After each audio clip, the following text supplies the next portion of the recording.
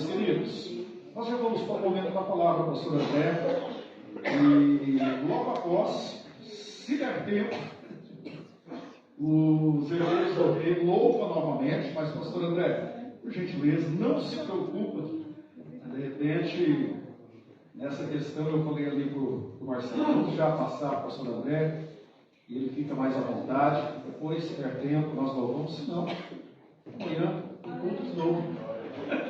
Presbítero Alex, por gentileza, meu querido, venha fazer esse momento de oração, agradecendo a Deus pela vida do pastor André. Já é abençoado, mas eu quero dizer para você, agradeça a Deus pela vida dele. O Senhor o trouxe de longe, conforme eu falei, foi só 6 dias de carro.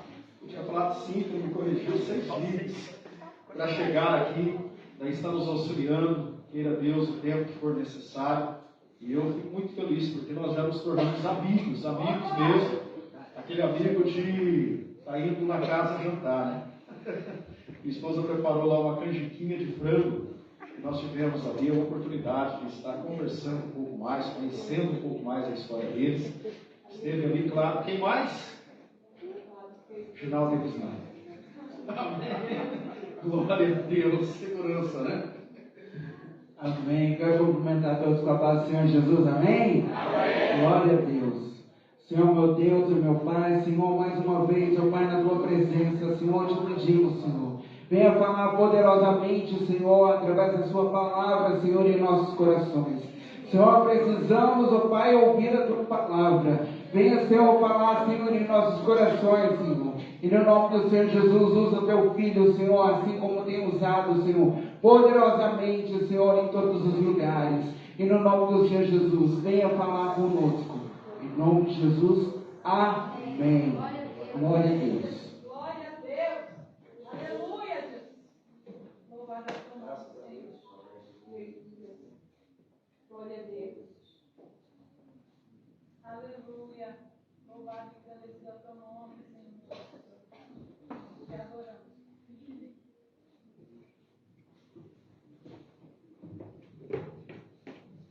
Graças a Deus.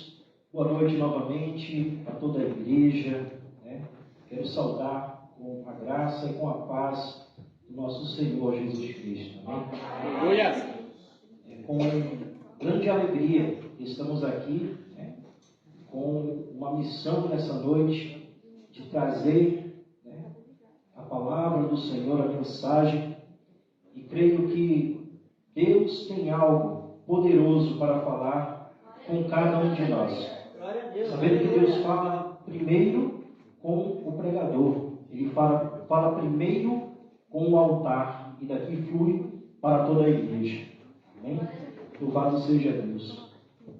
Com essa oportunidade, irmãos, quero convidar você que trouxe a sua Bíblia. Se o irmão puder colocar aqui também, eu agradeço. Salmos de número 116. E versículo 12.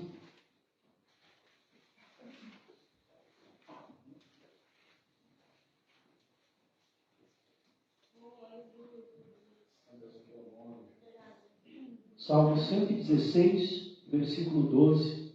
Temos a alegria de estar aqui, né? Já nos sentimos em casa. E como chegamos aqui, né, na saudação do visitante, é dito assim: essa é uma pequena parte do corpo de Cristo.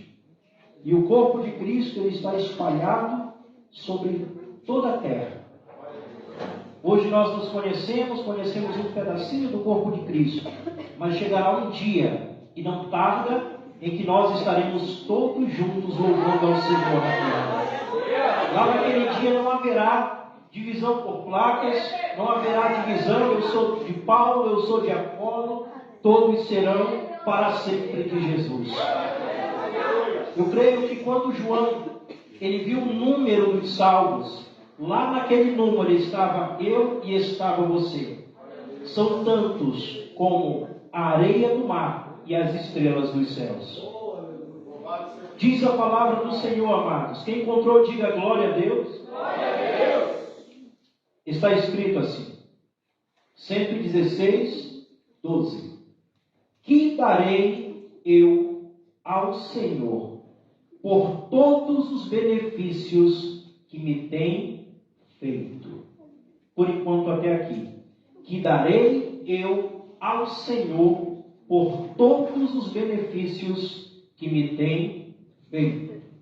Louvado seja o nome do Senhor. Você pode tomar o seu assento, ficar à vontade e não perca essa conexão, né? Essa atmosfera que está sobre nós aqui nesse lugar. Não sei quanto a você, irmão, mas desde que eu cheguei, né, que entrei aqui hoje, quando iniciou o culto, eu senti os céus abertos sobre esse lugar. Eu senti aqui a presença gloriosa do Senhor, e você sabe quando a presença do Senhor está, você sente. E a prova de que o Senhor está em um lugar e que o Senhor está falando, sabe qual é? É a prova do caminho de Emaús. Os discípulos não sabiam que eles estavam conversando com Jesus durante toda a jornada. Mas enquanto Jesus estava falando com eles, sem ser reconhecido, o coração deles queimava, o coração deles ardia. E é esse sentimento que eu estou, é isso que eu estou sentindo aqui nesse lugar. Não é à toa, irmãos, que nós estamos em um lugar chamado avivamento, pela palavra, avivamento bíblico. Não pode haver um outro se não for por meio dessa palavra. E nós sabemos que o Senhor está aqui. Louvado seja Deus. Amados, eu costumo pregar sempre pedindo ao Senhor uma mensagem, e o Senhor, Ele geralmente me entrega uma mensagem, dias antes Ele me entrega uma mensagem, e às vezes Ele muda também aquela mensagem. Mas geralmente o Senhor, Ele entrega uma palavra quando nós recebemos uma missão, quando nós recebemos um convite, o Senhor nos dá uma mensagem. E não foi diferente dessa vez. Me coloquei diante do Senhor e disse: Senhor, o que o Senhor quer falar? Primeiramente comigo, ali naquele lugar, naquela noite, em que estaria ali ministrando com uma grande responsabilidade. Primeira mensagem, pastoreada oficial em solo paranaense, né? Grande responsabilidade. Temos uma caminhada já de metade da nossa vida, né? Metade da nossa vida servindo ao Senhor, fazendo a obra, nos dedicando à presença e às almas do reino de Deus. E sempre o nosso coração, ele precisa ser trabalhado, ele precisa ser voltado para o alvo que é Cristo Jesus. Porque nós, como seres humanos, sempre somos convidados a errar o alvo, a ir pelo caminho oposto do que o Senhor nos direcionou. A nossa natureza sempre vai nos puxar para errar o alvo, para ir pelo caminho contrário. Mas o Senhor, com a sua grande misericórdia e com o seu amor incalculável, se preocupou com cada um de nós para nos tirar desse caminho de errar o alvo e nos colocar no caminho em que não vamos nos desviar nem para a direita nem para a esquerda. Andar no caminho reto e se desviando do mal. Esse é um dos maiores desafios para o cristão, principalmente nesses últimos dias que vivemos. O apóstolo Paulo, conversando em suas cartas a Timóteo, seu filho na fé, um jovem pastor, ele disse: sabe, porém, isto, nos últimos dias sobrevirão tempos difíceis. E cremos que vivemos esses dias, vivemos esse tempo muito difícil, tempos em que as pessoas querem saber hoje, querem buscar mais os prazeres do que buscar ao Senhor, querem buscar todas as outras coisas e não têm aberto o seu coração para o que realmente importa. E o salmista Davi, quando ele faz uma pergunta para si mesmo, que é o tema dessa mensagem: o que posso entregar ao Senhor? Que darei eu ao Senhor por todos os benefícios que Ele tem feito? bom. Vivermos debaixo de bênção. Vivermos debaixo do cuidado do Deus Todo-Poderoso. Saber que de nada teremos falta. Que Ele vai nos cuidar, que Ele vai nos proteger, que Ele vai nos fazer andar debaixo de tudo aquilo que Ele tem preparado. Mas não é só isso. Deus tem muito mais para todos nós. Às vezes nós olhamos para nós mesmos e não conseguimos enxergar além.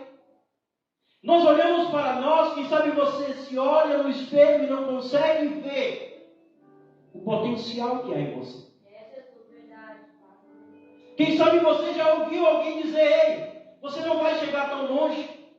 Quantos são aqueles que se levantam diante de você, se fazem muitas vezes amigos, se aproximam, mas eles fazem como fizeram Sambalate, para tentar parar a obra do Senhor, para tentar parar aquilo que você está disposto a fazer. Quantos sonhos foram enterrados porque alguém disse assim: você não tem futuro, você não vai conseguir, desiste. Ainda que as pessoas não acreditem em você, ainda que você mesmo não acredite em você quando se vê no espelho, eu quero te dizer que uma única pessoa é que importa. Uma única pessoa precisa acreditar em mim, acreditar em você, e eu quero dizer nessa noite que Ele acredita. O Senhor, nosso Deus, quando Ele olha dos céus à terra, Ele acredita e Ele sabe que você pode chegar, que você vai conseguir. Aleluia. E nos vem a pergunta: nós não podemos dizer assim: o que eu posso entregar ao Senhor por tudo que Ele tem me dado, sem antes saber quem é o Senhor na nossa vida. Quem é o Senhor, para que se lembre de cada um de nós. O salmista, ele faz referência e dizendo assim: quem é o Senhor? Para que se lembre de nós como seres humanos. No Salmos, capítulo 8, versículo 5, tem uma referência interessante quando essa pergunta é feita. Se você quiser acompanhar, Salmo de número 8, versículo 5 diz assim. Versículo 4.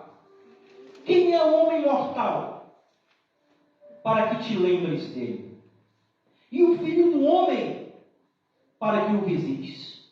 Só esse versículo 4. Quem é o Senhor Deus Todo-Poderoso que para o que Ele está fazendo para olhar para nós? Quando muitos não olham para nós, quando nós mesmos desacreditamos, o Senhor olha dos altos céus.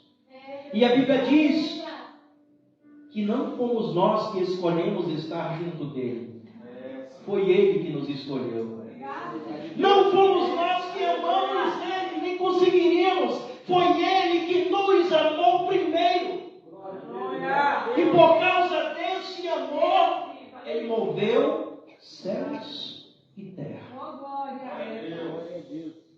Às vezes eu fico me perguntando: Senhor, eu estou aqui nessa noite com uma missão. E muitos vão dizer assim: não é o caso. Mas podem dizer: eu vim de Belém e hoje eu lembrei de uma coisa. Quando Jesus apareceu, disseram: ele veio de Belém. Viu alguma coisa boa de lá?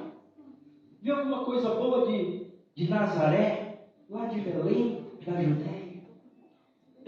Eu não sei, irmãos, o que Deus nos trouxe para fazer.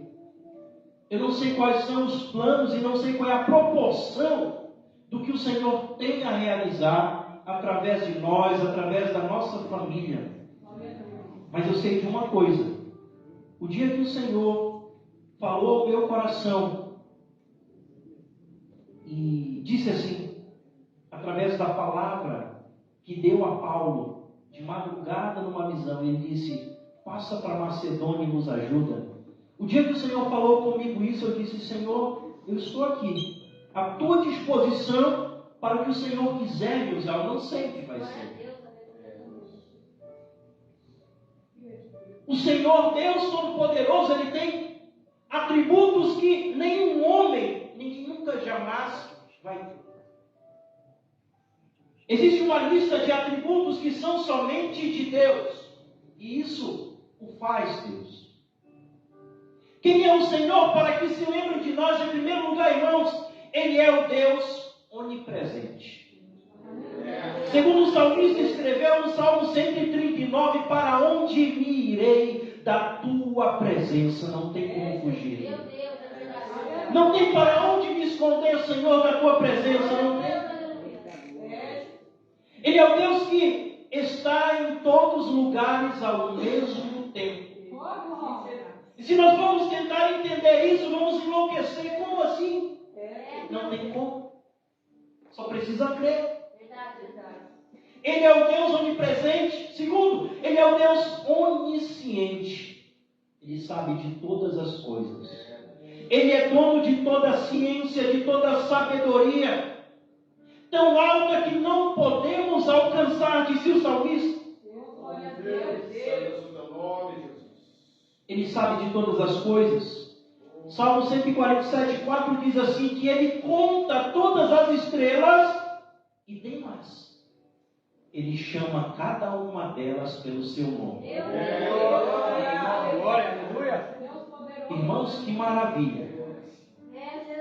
Esse é o Deus que nós servimos. Esse é o Deus que tem parado para lembrar de nós. E tem mais, Ele é o Deus onipotente, todo-poderoso.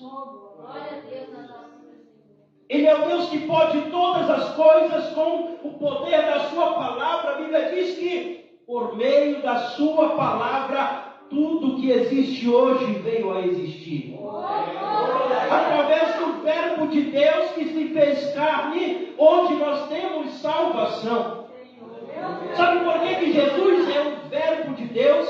O verbo na classe de palavras é a palavra que exerce ação. Não existe ação sem verbo. Jesus é o que veio de Deus para agir, para trazer e para concretizar salvação na humanidade. Por meio dele todas as coisas vieram a existir. Quando Deus Pai disse: haja luz, haja separação das águas e águas, haja, tudo foi criado pelo poder da sua. Ele é o Deus Todo-Poderoso. Ele disse, Isaías 43, 11 e 13, fora de mim não há Salvador. E ele ainda faz um desafio quando ele diz, operando eu, quem impedirá? Às vezes nos esquecemos. Às vezes olhamos o tamanho das montanhas que nos cercam. Às vezes olhamos o tamanho do gigante, o tamanho da dificuldade e nos tornamos pequenos. Pensamos que não vamos conseguir.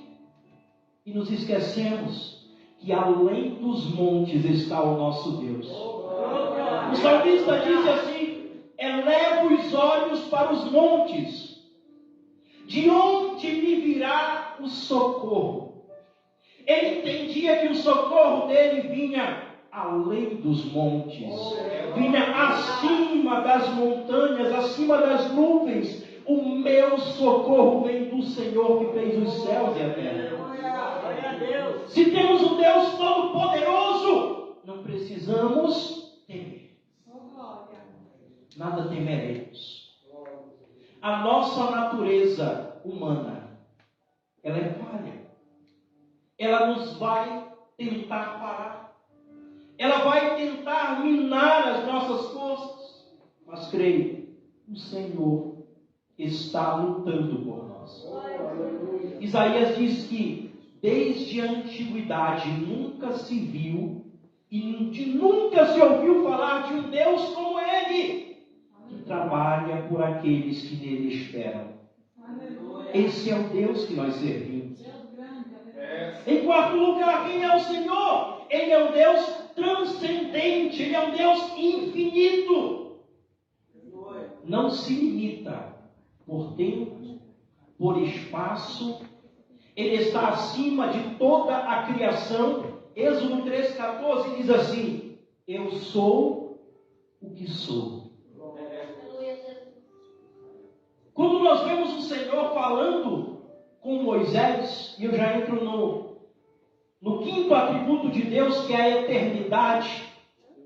Quando ele se apresenta para Moisés e ele fala com ele no meio daquela sarça, Moisés inseguro, Moisés que não dominava bem as palavras, que tinha um pouco de gagueira, que tinha uma insegurança, disse: Senhor, eu não conseguirei. Moisés procurou muitas desculpas para não cumprir o chamado naquele momento. Ele quis desistir. No coração dele, na memória dele, ele sabia que ele era procurado. Ele era procurado no Egito por assassinato. Se ele voltasse lá, ele seria preso. Só que Deus, ele age de maneira que nós não entendemos. Deus, ele age de maneira misteriosa. Da sua maneira, não da nossa. Foi necessário que Moisés matasse aquele egípcio, fugisse, constituísse família, e um dia, no seu trabalho, trabalhava para seu sogro, apacentando as ovelhas, ele teve a visão e ali teve o chamado. Naquele chamado, Deus disse: eu ouvi o clamor do meu povo e eu te escolhi para que você vá e liberte. Ele disse: Senhor, eu não posso. Quem sou eu? Eu vou chegar lá, Senhor, e vou dizer o quê? Eu vou dizer: o Deus dos meus pais me enviou a vocês, mas qual é o nome dele? E aqui o Senhor se revela e diz: você vai dizer assim: eu sou o que sou, me enviou até vocês. Em nenhum momento, irmãos, na Bíblia, a Bíblia não se preocupa em provar a existência de Deus. Quando nós estudamos a palavra do Senhor, não há uma preocupação aqui de dizer: olha, você vai ler a Bíblia e você vai provar que Deus existe por meio dela. Não. A Bíblia, como palavra de Deus, ela já é a voz do Senhor à humanidade. O Senhor não está dizendo assim: olha, eu vou provar que eu existo através da minha palavra. Não. Eu existo e através dessa palavra que eu falo com vocês. E nela está descrito as características. Ela, como bússola, está aqui nos orientando onde nós temos que dar os passos certos. Ela que nos aponta o caminho para a eternidade. Ela que é a lâmpada que vai iluminar os nossos passos, vai nos mostrar o caminho da eternidade. Porque assim como o Senhor, em eternidade, Ele também criou a nossa alma eterna. Antes de tudo existir, o Senhor já era. Não existe princípio e não tem fim. Nenhum teólogo, nenhum estudioso vai conseguir explicar a origem de Deus. Não tem. Ele já existe antes de todas as coisas. Sexto atributo de Deus: Ele é imutável. Não há mudança. A Bíblia diz em Tiago 1,17 que no Senhor não há mudança, nem sombra de variação. Não há mudança. Em Hebreus 13,8 diz que Jesus Cristo, Ele é o mesmo ontem, hoje e será eternamente. Não há mudança. O Senhor não pode mudar a si mesmo. Ele não pode mudar a sua própria natureza. Ele permanece fiel, Ele permanece inabalável. Sabe quando que o Senhor vai deixar de te amar? Nunca. Ele nunca vai deixar de te amar. Ele é imutável. Eu não sei quanto tempo você já tem na presença do Senhor, há quanto tempo o Senhor te resgatou. Muitos aqui já têm a vida inteira ou chegaram recente. Mas eu quero te contar um segredo que eu descobri. Muitos dizem assim, eu ouço essa história que Jesus vai voltar há muito tempo. Os meus avós contavam que Jesus ia voltar. E Jesus ainda não voltou. Muitos dizem isso e você vai ouvir pessoas dizendo isso. Pessoas vão falar, essa história não é verdade. Jesus não voltou. Mais de 2.000 anos ele prometeu e ainda não voltou. Pense uma coisa comigo. Se Jesus tivesse voltado 5 anos atrás, se Jesus tivesse voltado há 10 anos atrás, onde eu e você estaríamos? Se Jesus já tivesse voltado, onde você estaria? Eu descobri esse segredo, por que Jesus ainda não voltou? Por que Jesus ainda não veio buscar a sua igreja? Sabe por quê? Ele disse assim, quando ele subiu, ele prometeu, eu irei preparar-vos lugar.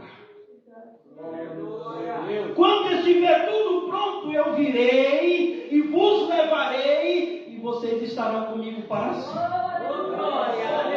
O Senhor fala no meu coração e diz assim que todas as vezes que o Senhor está para voltar, uma alma é salva. Uma alma é salva, alguém é alcançado das drogas, alguém é alcançado lá do mundo, alguém é trazido para a presença de Deus, e o Pai diz assim, ei filho, volta, prepara mais um lugar, prepara mais um lugar. Eu quero te dizer, as pessoas estão vivendo o tempo e a dispensação da graça. A dispensação da graça é a melhor dispensação que o Senhor providenciou. Ela vai durar pouco tempo, mas ela vai durar o tempo necessário para que as pessoas se salvem, para aqueles que precisam ser alcançados sejam, para aqueles que precisam voltar, voltem, para aqueles que precisam ser levantados sejam. Eu creio uma coisa no meu coração, que somos a geração do fim, e não virá o fim sem um grande mover do Espírito de Deus. Eu quero compartilhar com você algo de Deus. Nós somos a geração do mover final. Nós somos a geração dos últimos dias em que os sinais. Jesus disse, ouvireis de guerra. Ouvireis de guerra e de rumores de guerra. Você tem ouvido isso? Você tem visto isso? A igreja não pode ficar indiferente, a igreja não pode simplesmente virar as costas e só viver para louvar. Irmãos, há países em guerra, há irmãos morrendo lá fora, há pessoas que não sabem se vão amanhecer, se vai cair um míssil, se vai ser lançada uma granada, se vai ser fuzilada, não sabe. Há países da janela 1040, hoje ninguém fala da janela 1040, pastor Iago. Países em que o evangelho não pode ser pregado. Eu sou do tempo em que o pastor Josué Irion ministrava nas conferências. Missionários, pastores que são mortos por amor ao evangelho. E há muito tempo atrás se falava que nos tempos finais o Senhor levantaria o seu povo em um grande avivamento, em um grande mover. E esse mover do Senhor, ele vai começar dentro de nós e depois irá para fora. O grande avivamento que o Senhor tem para a igreja, ele começa dentro de nós e depois ele vai fluir. O Deus que nós servimos e que se preocupa conosco, ele é perfeito e ele é santo. Ele disse, sede santos, porque eu sou santo. Eu falo nessa noite para todos aqui, não só para os homens, para a igreja inteira do Senhor. Levítico 19:2, o Senhor faz esse chamado, sede santos, porque eu sou santo. Ele disse, santificai-vos, porque o Senhor fará maravilhas no meio de vós. Para finalizar essa parte de atributos do Senhor, ele é trino e uno. Essa é uma outra ninguém vai conseguir explicar. Alguns vão por uma outra linha, mas nós sabemos que o Senhor é Pai, Ele é Filho e é o Espírito Santo de Deus. No começo do meu ministério eu tive uma explicação e algo ficou bem claro na minha mente, talvez fique na sua. Em que cada era, em que cada mover durante a história, houve uma ação de maneira personalizada por cada pessoa da Trindade. Durante todo o período do Velho Testamento, o Pai se manifestava de forma poderosa, era o Pai que falava através dos profetas, através de todos aqueles que Ele escolhia. E nós vemos ali até Malaquias o Senhor falando. Quando Jesus inicia o seu ministério, quando chega o momento de Ele se revelar, aí é o ministério do Filho. O ministério do Filho fica durante os 3 anos e meio que Ele passa com os discípulos, e aqui em carne e osso, Deus se fez carne, Deus se fez homem. E como João disse, vimos a sua glória como do unigênito do Pai. Eu olho para a igreja do passado, para os discípulos do passado, e vejo que eles tiveram um privilégio muito grande de ter Jesus presente, Jesus em carne e osso. Hoje nós não temos esse privilégio. Hoje Jesus está presente em espírito e em verdade, mas eles tiveram. João, o discípulo amado, deitava recostado no peito do Mestre. Eles tiveram a oportunidade de andar com Jesus lado a lado, de compartilhar momentos, e ali foi o ministério do Filho. E quando Jesus estava dando as últimas instruções, dizendo: ide por todo mundo, pregai o Evangelho a toda criatura. Quem crer e for batizado será salvo, quem não crer será condenado. Enquanto ele estava chamando para a grande comissão, a Bíblia diz que ele é levado aos céus. No momento em que todos diziam assim: Jesus, essa é a hora do Senhor continuar, essa é a hora do Senhor ficar. Na hora que a igreja mais precisava, foi a hora que o Senhor pegou o Filho e levou. E agora? Jesus tinha feito uma promessa: ficar em Jerusalém, até que do alto sejam revestidos de poder. Hoje nós vemos o ministério do Espírito Santo. Ele vai durar até quando? Ele vai durar até o fim dos tempos. É o Espírito Santo que convence o homem, que convence eu e você do pecado, da justiça e do juízo. Não se preocupe, irmão. Vai chegar o momento certo que aquela palavra que você lançou vai frutificar na boa terra, vai frutificar naquele coração. A palavra não é a tua, é a palavra de Deus, e ela não voltará vazia. Ela vai cumprir o desígnio, ela vai cumprir o propósito. A palavra de Deus, ela não se perde no vento. Ela é uma semente, e ela vai alcançar a boa terra. Se hoje eu e você estamos aqui, é prova disso. É porque essa palavra alcançou o nosso coração. Alguém lançou. Aleluia, glória a Deus. E você será esse alguém que vai lançar a palavra em outro coração. Aleluia. A igreja tem pouco tempo na terra. A igreja precisa ser levantada pelo Senhor. A igreja dos últimos dias, a igreja que vai ser usada pelo Senhor, é a igreja de uma grande colheita. Uma grande colheita de vidas. Uma grande colheita de almas. Almas que nunca conheceram a Cristo, e almas que já conheceram a Cristo e hoje viraram as costas para Ele, e hoje por algum motivo, ou por feridas que foram causadas ou que surgiram, decidiram estar longe do Pai. Muitas almas hoje estão apenas longe da igreja, longe apenas da congregação, mas continuam ligadas com Ele. E nós precisamos ter esse discernimento do Senhor e dizer: Senhor, eu estou aqui. Me usa se for necessário, Pai, para alcançar vidas. A Bíblia diz que o Senhor ele nos usa como cordas de amor. E Ele nos atrai dessa maneira. Sabe, irmãos, o Senhor que se preocupa conosco lá nos altos céus, Ele tem todos esses atributos e mais, porque se nós formos falar, até meia-noite não dá tempo. Teremos a eternidade para contemplar a glória e a majestade do Senhor. Aleluia, Deus.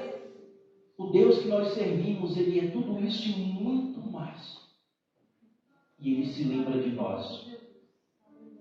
Quem é esse homem para ser lembrado por Deus? Quem somos nós? Nós nos olhamos no espelho e não conseguimos ver, muitas vezes, o nosso valor. Mas o Senhor, Ele contempla. A Bíblia nos chama como coroa da criação. Mas a glória nunca é para o homem, a glória é de Deus. A Bíblia diz no Salmo 8,5, que nós lemos, o Senhor criou cada um de nós um pouco menor do que os anjos.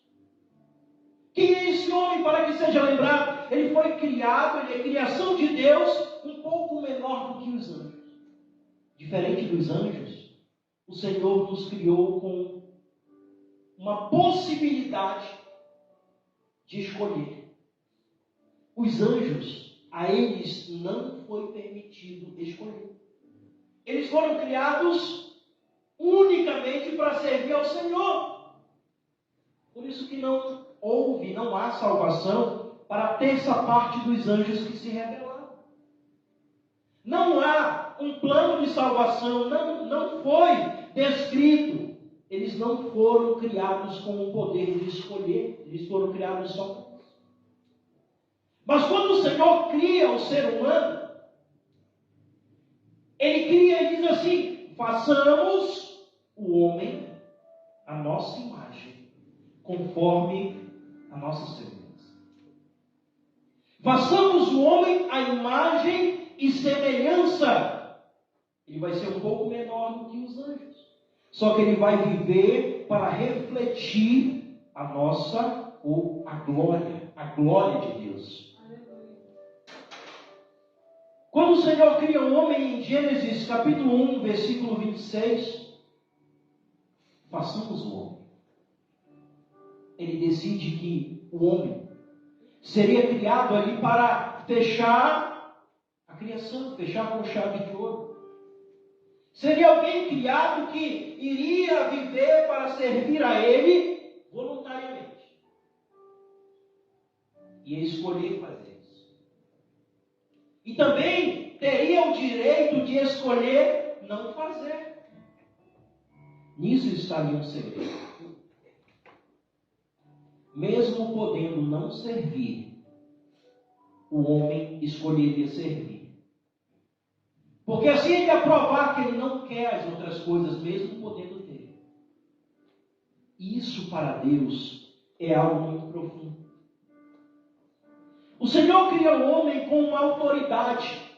Delega autoridade sobre toda a criação. Lá no Éden, quando o Senhor entrega, Ele entrega nas mãos do homem o domínio, o governo, domínio sobre todas as coisas. Ele dá a ordem de crescer e multiplicar, mas Ele também dá a ordem, dá um domínio para que Ele governe sobre todas as coisas. O homem perde tudo isso. O homem perde o privilégio que o Senhor deu a ele de o servir voluntariamente quando ele erra o caminho. O pecado, a origem da palavra pecado é errar o caminho, errar o alvo. O Senhor criou o ser humano com um objetivo principal. O objetivo principal é ter comunhão com o Criador, viver em comunhão com o Criador. Quando nós lemos em Gênesis, a comunhão que Deus tinha com o homem, ele vinha na viração do dia. Ter comunhão. Ele tinha comunhão com o Adão, ele tinha comunhão, ele queria aquele momento. A viração do dia, o Senhor viu.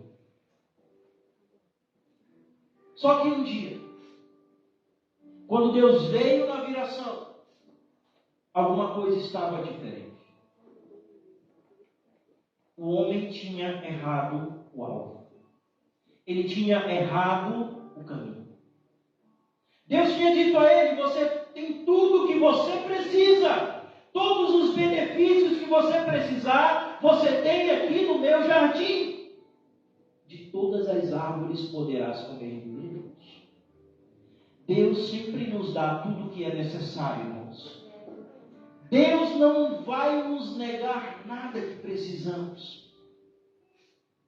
Ele disse para Adão uma única coisa: porém, uma árvore é minha.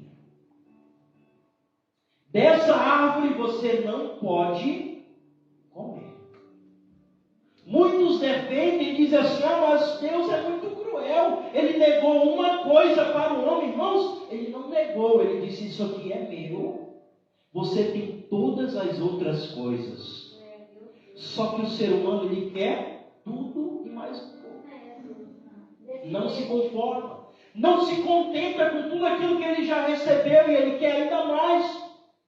E o inimigo, sabendo disso, ele vai investir para que o homem erre o caminho.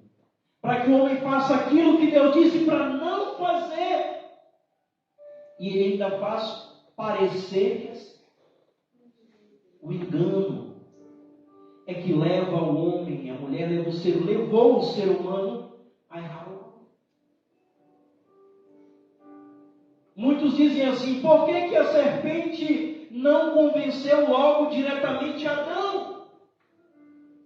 Por que convenceu a sua esposa? Eu acredito em uma coisa, irmãos, não é desmerecendo nem a mulher, nem o homem. Mas o adversário, ele aproveitou a ocasião em que eles não estavam juntos. E eu quero dizer isso para você como um segredo nessa noite. Não é que ele foi diretamente para que a mulher fosse enganada. Ele poderia ter enganado também Adão. Muitos dizem assim: não, Adão não seria enganado porque ele tinha uma comunhão com Deus antes de Eva. Mas eu acredito que o adversário agiu no momento em que ela estava sozinha. Assim como ele poderia ter agido no momento em que Adão estivesse sozinho. Em muitas vezes, muitos casamentos, muitos relacionamentos são atingidos porque um está para um lado, um está para o outro. Quem sabe às vezes não estão naquela mesma sintonia, não estão ligados no alvo que é Cristo. Um está mais forte, um está mais fraco. Um está puxando mais para o seu lado do que o outro. E quando o Senhor cria a mulher, Ele não tirou a mulher nem de ossos da cabeça para que ela estivesse acima, nem de ossos do pé para que ela estivesse embaixo. Tirou do lado, da costela de Adão, um dos ossos da costela, e fez a mulher. Entregou a ele e disse: olha, ela estará ao teu lado, ela será a tua companheira, ela estará à tua altura. Esse é um segredo para todos nós nessa noite. O adversário vai procurar a ocasião em que a esposa esteja só, o marido esteja só. Há um segredo na palavra que diz assim, que um cordão de 3 dobras, ele não se quebra com facilidade. Que cordão de 3 dobras é esse, pastor André? É você, é a sua esposa e é o Senhor como ela. Aleluia. Glória a Deus. Esse cordão de 3 dobras o adversário não vai conseguir. Glória a Deus. Eu quero te dizer nessa noite, Deus me fala a dizer isso nessa noite. Diminua, reduza, acabe com os espaços que existem entre você e a sua esposa, você e seu esposo, você e seu companheiro, você e seus filhos, você e sua família. Não podemos dar espaço para o adversário agir. O apóstolo Paulo disse: não deis lugar ao inimigo. Esteja junto, esteja perto.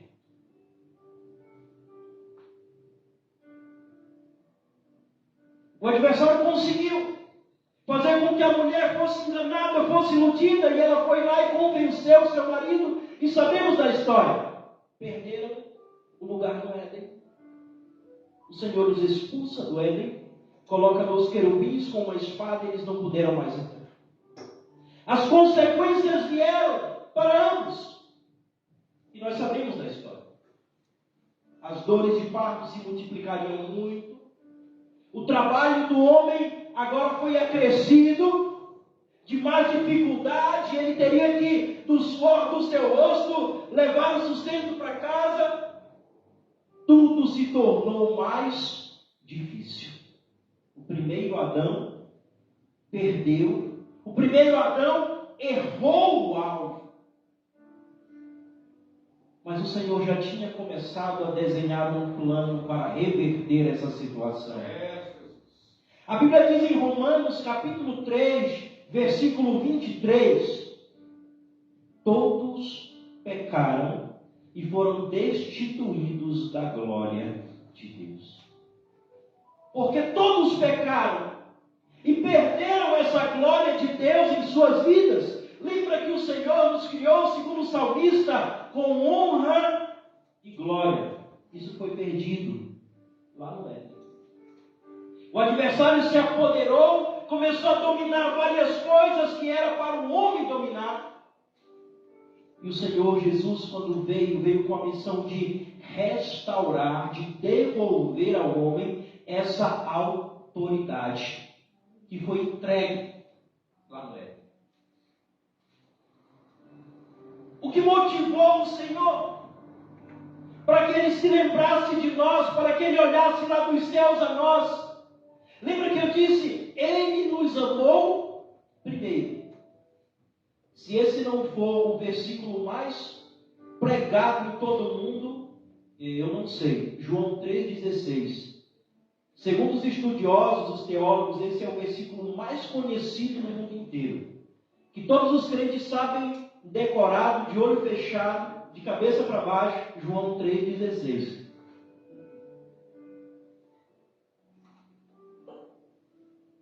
Lá em Belém, quando nós lemos, nós dizemos assim: Deus amou o mundo de tal maneira que deu o seu Filho unigênito, para que todo aquele que nele crê não pereça, mas tenha a vida eterna. Em todos os lugares em que esse versículo ele é ministrado, ele expressa a imensidão do amor de Deus. O que motivou o Senhor a entregar o seu único Filho, para que Ele viesse até nós, para pagar um preço muito alto. O que motivou foi o amor incondicional do Pai. O amor de Deus que nos olhou lá dos céus. Ele nos olhou além das nossas falhas. Ele nos olhou além dos nossos erros. Ele nos olhou além de tudo aquilo que fazíamos de errado e decidiu estender as mãos para nós. Ele disse: todo aquele que vier a mim, de maneira nenhuma lançarei fora. O amor de Deus é incondicional. Incondicional porque Ele só precisa nos alcançar, Ele só precisa chegar até o nosso coração. E quando Ele chega ao nosso coração, o Espírito Santo começa a trabalhar. E o salmista diz que um coração contrito Deus não rejeitará jamais. Quando você sabe que Deus alcançou o coração de alguém, é quando o coração daquela pessoa se volta, é quando ele arde, é quando ele ouve que Deus está falando e decide se entregar. E já na parte final dessa mensagem, o que eu posso entregar ao Senhor? São tantos benefícios que Ele tem me dado. O que eu posso entregar? O que eu posso fazer por Ele? Nós nos sentimos incapazes muitas vezes. Nós olhamos e tudo que nós pudermos fazer, nós não vamos achar suficiente. E na verdade não será. Mas o salmista diz assim: o que eu posso entregar ao Senhor por todos os seus benefícios? Primeiro, tomarei o cálice da salvação. Salmo 116, 13. Tomarei o cálice da salvação. Esse tomar é receber. É em forma de receber aquilo que Deus está te entregando. O apóstolo Paulo disse assim: a fé vem pelo ouvir e ouvir a pregação do Evangelho. E ele faz um processo, uma retrospectiva, dizendo assim: como ouvirão ou como crerão se não há quem pregue? Como pregarão se não foram enviados? Então ele vai lá no início, quando Isaías está naquele momento em que ele contempla a glória de Deus e ouve o Senhor chamar. E Deus pergunta: a quem enviarei? Quem irá por mim? Essa pergunta do Senhor, ela ainda está latente, ela ainda está sendo feita para toda a igreja. A quem enviarei? Quem irá por mim? Só que hoje a igreja do Senhor, eu falo igreja do Senhor na face da terra, ela está ocupada com muitas outras coisas. Como Marta estava ocupada com todas as outras coisas, menos em ouvir o que o mestre falava. Nós, como igreja hoje, às vezes os afazeres da vida e todas as outras coisas nos tiram de ouvir o Senhor nos chamando. E nós às vezes dizemos, até como Marta disse para sua irmã Maria, disse assim: ei, e ela ainda interrompeu o ensinamento dizendo: mestre, Maria não pode vir me ajudar nos afazeres domésticos? E Jesus a repreende e diz: Marta, andas ocupada com muitas coisas. Maria escolheu a melhor parte e dela não será tirada. Às vezes, nós como igreja queremos até tirar aquele que está ali fazendo aquilo que o Senhor mandou, fazendo aquela missão, cumprindo a missão, e nós dizemos: ei, para com isso. Não é por aí.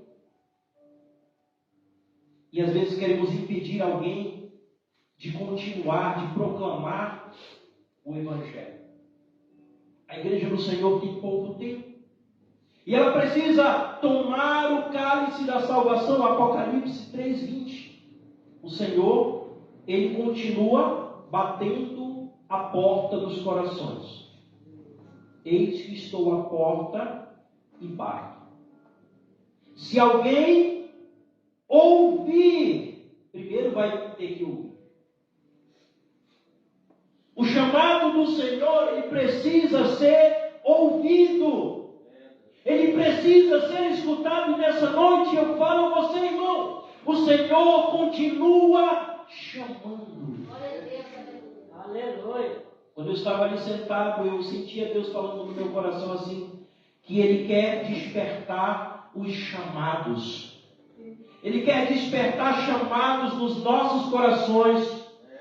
Quem sabe você diz assim: eu não sei se Deus me chamou para algo, eu não sei se Deus vai me usar em alguma coisa nessa terra. Deus chamou a todos nós.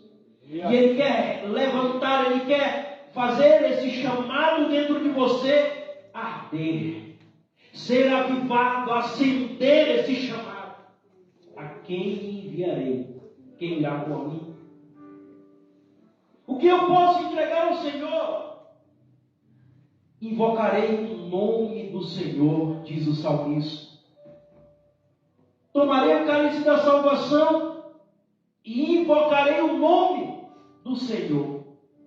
Romanos 10:13 diz: todo aquele que invocar o nome do Senhor será salvo. Só poderá invocar, só poderá clamar o nome do Senhor se ouviu falar dele. Jesus disse: se alguém ouvir a minha voz, abrir a porta, eu entrarei. Cearei com ele e ele comigo. Jesus deseja conosco uma vida de plena comunhão.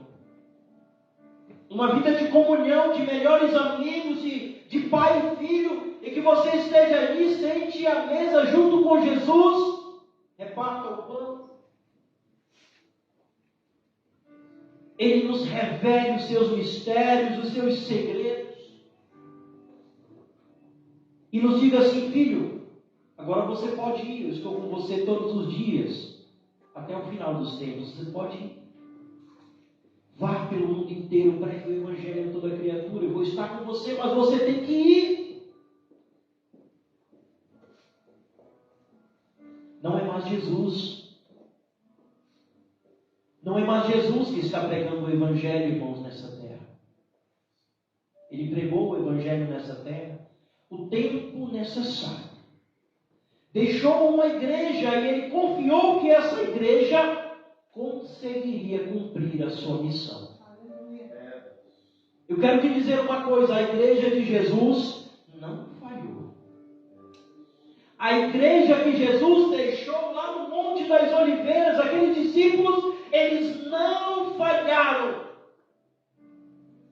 Aquela igreja que começou com 12 discípulos e depois ela virou 11. Porque Judas acabou com sua própria vida. Ficaram só 11. Pastor Eliabe, depois eles completaram o discípulo que faltava, quando escolheram ali por sorte Matias. Mas eu acredito que Matias foi escolhido realmente por eles, porque o 12º apóstolo foi escolhido na estrada para Damasco. O Senhor escolheu ele quando ele estava indo a cavalo, ele caiu, que foi Saulo de Tarso. E ele completou. O próprio Senhor o chamou para completar a obra missionária na sua época. O Senhor, ele se preocupa e ele cuida de sua igreja. A igreja do Senhor não falhou. A prova disso, eu e você. Eu e você estamos aqui. Eu e você fomos alcançados pelo Senhor. Eu e você estamos de pé. Eu e você estamos aqui. E quantas pessoas você já alcançou para Jesus? Você sabe na sua história. Quantas pessoas você ainda vai alcançar? Deus, ele sabe. A igreja do Senhor não falhou. Se passaram mais de 2000 anos, a igreja do Senhor não falhou. Mas ela precisa se levantar porque o Senhor tem pressa.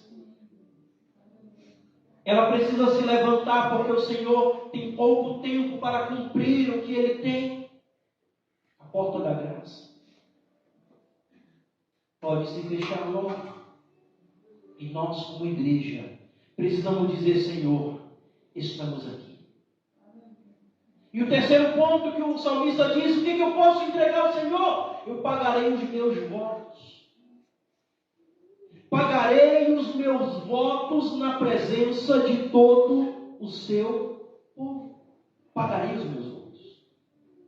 Aqui fala em viver uma vida entregue ao Senhor, cumprindo realmente um chamado. É viver uma vida dizendo: Senhor, eu não quero ser mais um. Eu não quero ser mais um número. Mais um que veio para a igreja. Mais um que retornou. Eu quero ser alguém que vai fazer a diferença na minha geração. Cada um de nós, meu irmão, escute isso. Cada um de nós foi chamado para fazer a diferença na nossa geração. Nós não poderemos passar sem ter tido uma trajetória, uma história, em deixar um legado. As pessoas precisam lembrar da nossa história e saber que aconteceu algo de bom. Precisamos pagar os nossos votos ao Senhor. Não poderemos apenas dizer, Senhor, estou aqui, mas na hora que Deus nos manda ir, nós vamos para o outro lado, ou nós não vamos como Jonas. Deus disse, Jonas, vai para Nínive. Ele disse, não, Senhor, o povo não merece. Ninguém vai se salvar. Não somos nós que vamos julgar isso. O Senhor não nos mandou escolher e dizer assim, olha, pregue para esse, pregue para aquele, não. Ele disse, vai e anuncie. O restante é comigo. O Espírito Santo está aí para trabalhar. O Espírito Santo que vai convencer. A sua missão é pregar o Evangelho. Anuncie, anuncie. Jonas vai para Tarsis. E naquele momento Deus só tinha Jonas para usar para o povo de Nínive. Ele teve que mover os céus e terra. Ele teve que fazer quase aquele navio naufragar. E Jonas estava como? Dormindo no porão. A igreja hoje, muitas vezes, está dormindo no porão. Está caminhando para o outro lado, que Jesus não mandou.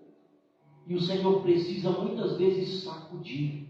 Precisa movimentar a terra, precisa permitir coisas acontecerem para nos trazer um despertamento e nos dizer, volte para onde eu te mandei. Quando perguntaram para Jonas, ele disse, isso está acontecendo por causa de mim. É só me jogar no mar que vai se fazer bonança. E ele pensou assim, eles vão me jogar no mar e eu vou me livrar, eu vou morrer logo, né? Estou em desobediência. Só que Deus cuida dos seus. Deus preparou o grande peixe, Deus preparou a baleia, engoliu Jonas. Depois de 3 dias e 3 noites, joga ele lá na praia. Sabe de onde? De Nínive. Deus vai te colocar no lugar que Ele preparou, no lugar que Ele quer. Nem que Ele tenha que mover os céus e terra para isso, mas você vai estar no lugar que Deus quer. Onde que nós vamos fazer isso? Na presença de todos. Pagarei os meus votos na presença de todos. O salmista diz assim, pagarei os meus votos na presença de todo o seu povo. É algo público. Quando nós assumimos o compromisso com o Senhor, todos vão saber. Não tem como ser agente secreto de Jesus. Não tem. O 007 crente não pode. O Senhor ele fala algo em Marcos 8,34. Todo aquele que quiser vir após mim, negue-se a si mesmo. Esse é um desafio que a igreja, que os cristãos, eles muitas vezes não estão dispostos a negar a si mesmo. Um exemplo. Você está aqui hoje, está bem frio. Para nós, lá do Pará, isso é congelante, viu, irmãos? Nunca tinha passado um frio desse aí. Vai fazer, estava olhando na previsão que vai fazer 5 graus aí mais para frente. Tivemos que sair dos nossos lares. Estava frio, o melhor lugar para estar é lá debaixo da coberta, bem quentinho, em casa, protegido. Mas nós saímos de lá, você saiu de lá para estar aqui. Pagou um preço. Quando Jesus fala de tomar a sua cruz e seguir, ele fala de renúncia pessoal. Quantas vezes nós temos que dizer, Senhor, o meu eu vai ficar para depois, porque eu vou te servir, porque eu vou fazer a tua vontade. E o nosso eu sempre precisa ficar para depois.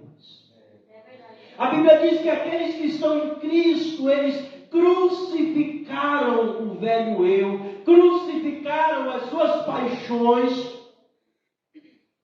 Quando Jesus pagou o preço por nós, irmãos, Ele morreu a nossa morte para vivermos a vida dele. Ele morreu em nosso lugar para nós vivermos no lugar dele aqui na terra. Ele morreu em nosso lugar para vivermos sua vida. E viver a vida do Senhor é uma vida de renúncia. Abrir mão de muitas coisas por Ele. E esse carregar a cruz e seguir Jesus, carregar a cruz era algo muito vergonhoso. Era algo que todos iriam ver, era público. Carregava a cruz por um percurso enorme, até o lugar da crucificação. Carregava a sua própria morte. E todos os dias nós precisamos morrer para esse mundo, precisamos morrer para essas coisas que nos afastam da presença de Deus para glorificar a Ele. E eu encerro com o último item. O que podemos entregar ao Senhor? A nossa perseverança. Falava com o pastor Silas no começo do culto, era um item daqui, viu, pastor? Perseverança. Jesus disse em Mateus 23:13, Ele fala sobre os sinais do fim. Ele fala que muitas coisas iriam acontecer. Ele fala que quando vocês verem todas essas coisas, Ele diz, ainda não é o fim, é o princípio das dores. Estejam atentos, estejam preparados, porque está às portas, mas ainda não é o fim. E Ele disse, mas aquele que perseverar até o fim, será salvo. A perseverança é algo que vai nos manter de pé. É algo que vai nos manter alicerçados. Quando a luta vier nos derrubar, quando o desânimo vier, quando vier o adversário com as suas tentações, nós vamos continuar ali, perseverando. O apóstolo Pedro, usado pelo Espírito, diz assim, na vossa perseverança ganhareis as vossas almas. O que adianta, irmãos, ganhar o mundo inteiro? Jesus falou. Muitos hoje correm de um lado para o outro. A Bíblia diz isso em Daniel. Nos últimos dias, muitos correrão de um lado para o outro. E a ciência se multiplicará. A tecnologia de nossos dias hoje ela é impressionante. E ainda vai avançar muito. Mas a Bíblia diz que aquele que perseverar até o fim, ele conseguirá ser salvo. Chegará um tempo muito difícil, em que a Bíblia diz que muitos não suportarão ouvir a palavra, a sã doutrina. Muitos não suportarão. A Bíblia diz que terão comichão nos ouvidos. E amontoarão para si doutores segundo as suas próprias vontades. Irmãos, isso é muito sério. Porque esse é um dos sinais da vinda do Senhor. Ninguém fala isso.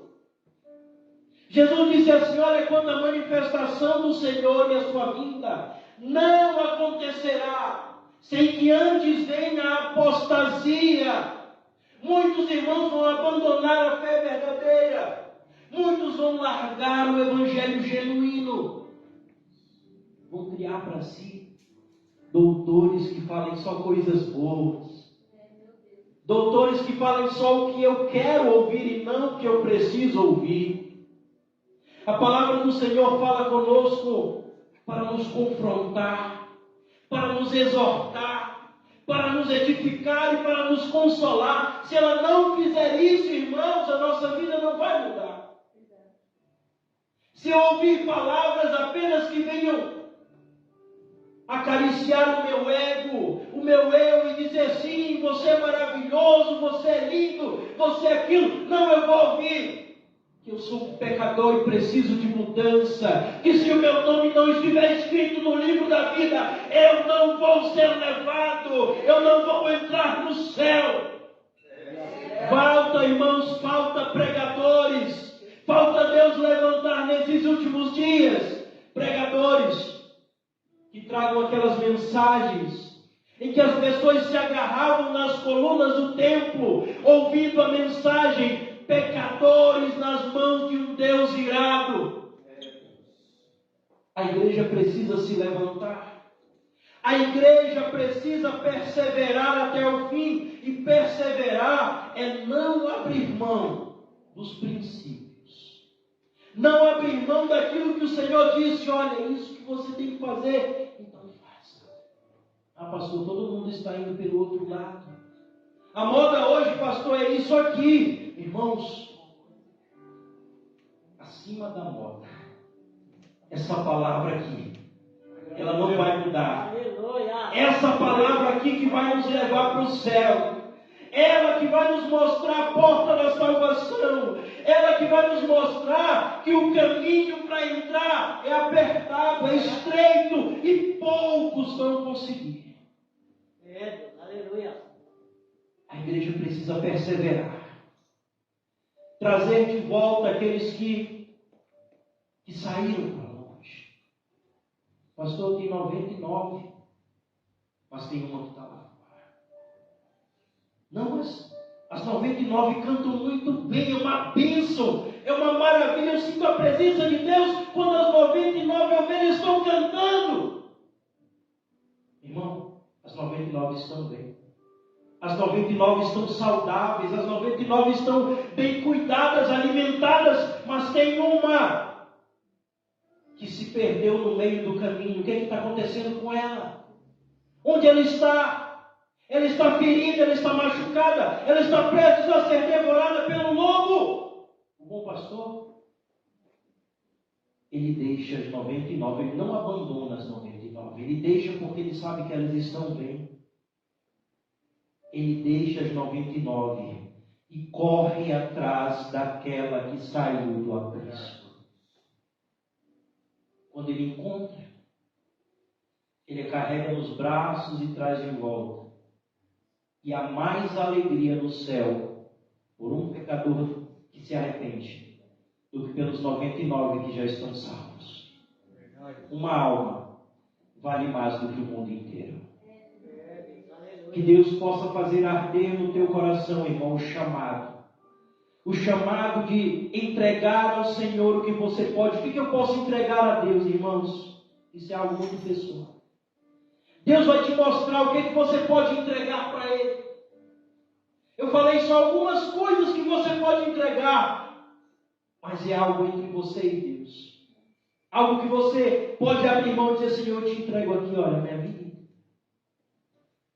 para te servir. Um grande evangelista disse assim: pregue o Evangelho com a sua própria vida. Quando você precisar, use palavras. A nossa própria vida precisa ser esse Evangelho, essa carta aberta para todas as pessoas. Em nome de Jesus. Amém? Louvado seja o nome de Jesus. Quero convidar você nesse momento a ficar em pé e agradecermos por essa mensagem, pela oportunidade que o Senhor falou ao nosso coração nessa noite, em nome de Jesus. E quero orar por você sobre essa palavra, para que o Senhor acenda no teu e no meu coração essa chama, para que Ele desperte esse chamado nos nossos corações, em nome de Jesus. Convido você a orar nesse momento. Pai querido e santo, te louvamos nessa hora pela mensagem ministrada ao nosso coração. E oro, Senhor, pela tua igreja nessa noite aqui nesse lugar. Pai querido, a cada coração que foi ministrado, que ouviu a tua palavra, que essa mensagem, Pai, possa frutificar de maneira poderosa em nome de Jesus. E queremos ouvir, Senhor, o teu chamado. Não somente ouvir, mas queremos cumprir aquilo que o Senhor tem nas nossas vidas. pode ser além do que pensamos ou imaginamos, mas nos dispomos, Senhor, à tua presença. Usa-nos, Senhor, em nome de Jesus. Amém. Graças a Deus, agradeço muita oportunidade nessa noite, no nome de Jesus. Amém, Jesus.